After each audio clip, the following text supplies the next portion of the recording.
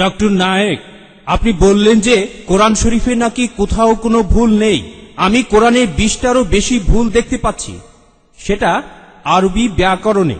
এখন তার কয়েকটা আমি আপনাকে বলছি। ইন্নাল্লাযীনা আমানু ওয়াল্লাযীনা হাদু ওয়াস-সাবিউন, এটা আছে সূরা বাকারায় আর সূরা হাজে। ইন্নাল্লাযীনা আমানু ওয়াল্লাযীনা হাদু ওয়াস-সাবিউন, এখানে কোনটা ঠিক, সাবিউন নাকি সাবিউন? 1 নম্বর। 2 নম্বর হলো কোরআনে আছে, হ্যাঁ, কিন্তু এছাড়াও আরো আছে। সূরা তাহার 63 নম্বর আয়াতে ইন্না হাজানি লেসাহিরান, ভুল, ইন্না হাজাইনি লেসাহিরান। এটার কি ব্যাখ্যা দেবেন? এছাড়াও আমি আরো অনেক ভুলের কথা জানি। এক্সকিউজ মি, আমরা শুধু প্রথম প্রশ্নটা গ্রহণ করব, সময়ের অভাবে দ্বিতীয় প্রশ্নটা গ্রহণ করতে ঠিক পারছি না। আছে, ঠিক আছে। ভাই, আপনি খুব সুন্দর একটা প্রশ্ন করেছেন। আমি আরেকটু সহযোগিতা করতে চাই যে হ্যাঁ, আপনি সবগুলো ব্যাকরণগত ভুলের কথাই বলেন, আর আপনার হাতের বইটা লিখেছেন আব্দুল ফাদি। আব্দুল ফাদি ঠিক, ইজ দ্য কোরআন ইনফেলেবল? আমিও দেখতে পাচ্ছি, হ্যাঁ, আলহামদুলিল্লাহ, আমি ভালোই দেখতে পাই।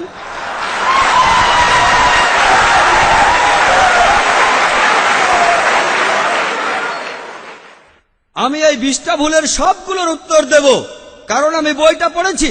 আমি সবগুলোর উত্তর দেবো ইনশাল্লাহ, ইনশাল্লাহ। 1 নম্বর পয়েন্ট ভাই, 1 নম্বর পয়েন্ট, এখানে 1 নম্বর পয়েন্ট হলো যে আরবির সব ব্যাকরণ এসেছে কোরআন থেকে। কোরআন হলো সর্বোচ্চ আরবি বই, যে বইটাতে সবচেয়ে উঁচু মানের সাহিত্য আছে। আরবি ভাষার সব ব্যাকরণ এসেছে কোরআন থেকেই। কোরআন হলো ব্যাকরণের মূল গ্রন্থ, আর কোরআন যেহেতু ব্যাকরণের মূল গ্রন্থ এবং সব ব্যাকরণে এসেছে কোরআন থেকে, কোরআনে কোনো ভুল থাকতে পারে না। 1 নম্বর পয়েন্ট। 2 নম্বর পয়েন্ট, 2 নম্বর পয়েন্ট, 2 নম্বর পয়েন্ট। ব্যাপারটা এরকম যে আপনি একটা রুলার নিলেন, আর সেই রুলারের গায়ে দাগ কাটা আছে, তারপর বললেন যে মাপটা ভুল হয়েছে। এটা বেশ অযৌক্তিক।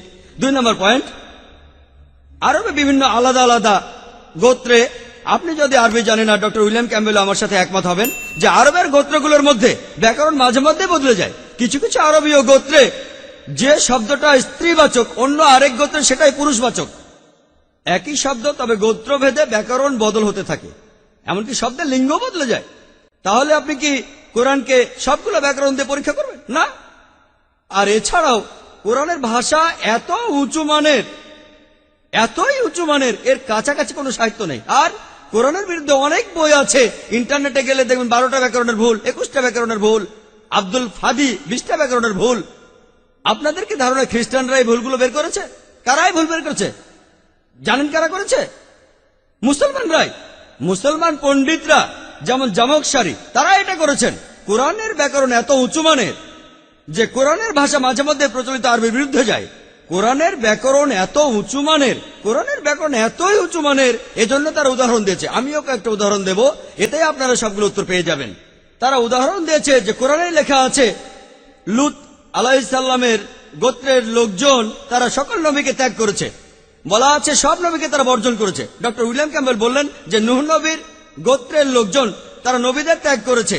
আমরা ইতিহাস থেকে জানি যে মাত্র একজন নবীকে তাদের কাছে পাঠানো হয়েছিল। তাহলে এখানেও ব্যাকরণের ভুল আছে। কোরআনে বলা উচিত ছিল একজন নবীর কথা, বহুবচন না। আর আমি একমত, আর আমার আপনার মতো লোকের কাছে মনে হবে এটা ব্যাকরণের ভুল।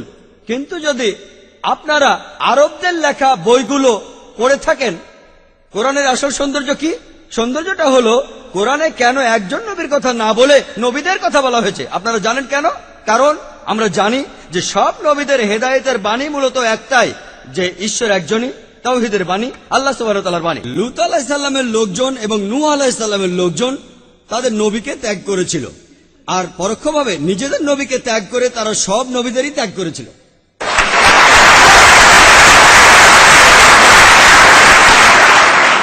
সৌন্দর্যটা দেখেন, ভাষার অলংকার দেখেন, আলহামদুলিল্লাহ। আপনার মনে হতে পারে এটা ব্যাকরণের ভুল, কিন্তু এটা ভুল নয়। একইভাবে নূর সারওয়ার নামে একজন বলেছেন যে কোরআন বলছে কুন ফা ইয়াকুন, হ বললে হয়ে যায়। এটা নাকি হবে কুন ফা কানা, হ বললে হয়ে যেত। হ্যাঁ, আরবির পাস্ট টেন্সে কুন ফা কানা, কুন ফায়াকুন নয়, কিন্তু কুন ফায়াকুন আরো উচ্চ মানের। বলা আছে আল্লাহ তিনি ছিলেন, আছেন আর থাকবেন, অতীত বর্তমান আর ভবিষ্যৎ। Thank you doctor Naik.